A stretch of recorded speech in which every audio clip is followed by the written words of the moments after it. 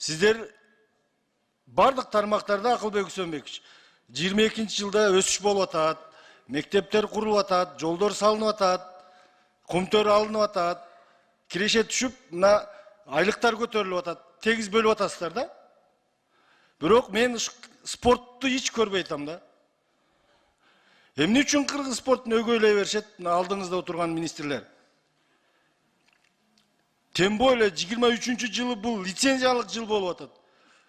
Госагентство спорт маданият министрине берип атат. Маданият министри Минфинге берип атат. Ал сизге берип атат.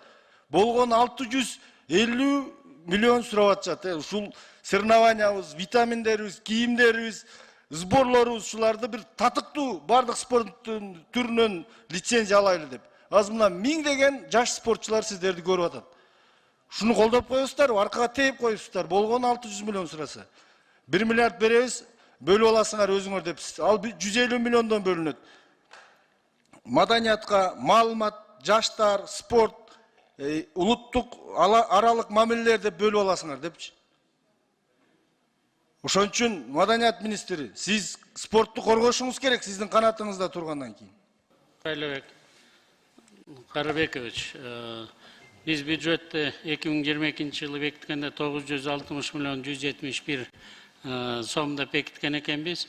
Уточненный бюджет менен азыр сиздердин астыңыздарга келдик спортко 1 миллиард 374 миллион 994 миң сомду бөлүп атабыз.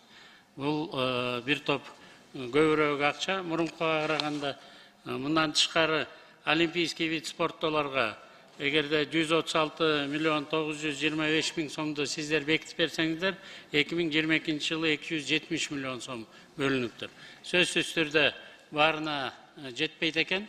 1 миллиард 400 миллион сомду ошо Министерство культуранын ичинде департамент өзлөрү чогулуп, баарын рети менен бүтүрүп алса жакшы болот эле. Бирок ошого карабай биз аларды колдогонго даярбыз. Лицензия алган кыздар балдарыбыздын баарын өзүнчө финансировать эткенге дагы мүмкүнчүлүктөрүбүз болсо колунан келген жардамдын баарын беребиз. Ал эми спортту биз колдогонбуз, мындан ары дагы колдоп келе беребиз.